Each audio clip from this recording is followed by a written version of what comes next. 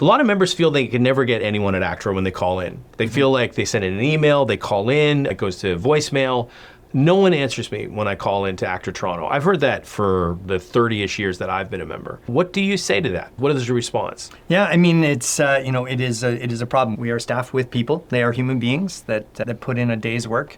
We have 44 staff at ACTRA Toronto. On the front lines of those, there's probably about 11 or 12 individuals that actually do all of the returning of calls because they work on the contracts, they work under the separate agreements. We have 15,000 members.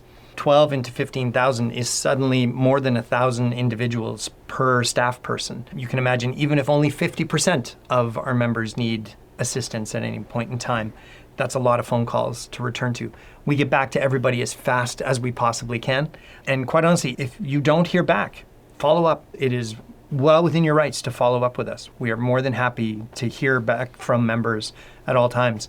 We do what we can as quickly as we possibly can. Do you have, for lack of a better term, like a triage system in terms of emergency or something that needs to be dealt with right now, a system in place for that? Sure. All the phones at ACTRA are answered by a real person. If you call, you're going to get Jill on the phone, and Jill's going to put you through to whoever happens to be available, especially if it's a real-time incident that is occurring, something that's happening on set, something that must be dealt with immediately. Absolutely. We have to triage those to top priority.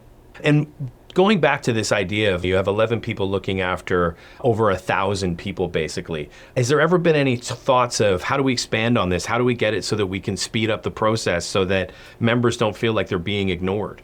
Sure. Ultimately, you're talking about more staff. That's really what it comes down to, is more staff. And that's hard to do, right? Especially with the financial situation that we currently find ourselves in, the way the industry is currently rolling out, we're not able to hire more staff and bring that in.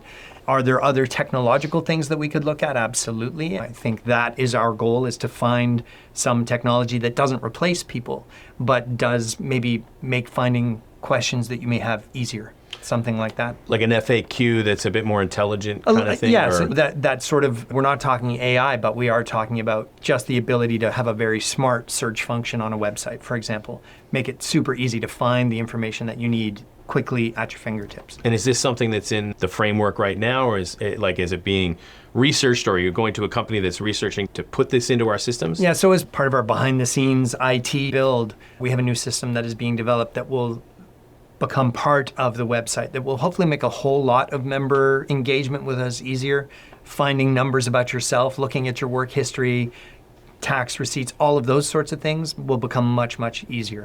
Do we have a timeline on this new IT that is coming from national to the whole country, really? Yeah, so we just saw the first demo test of it, the first walkthrough. We actually just saw that last week.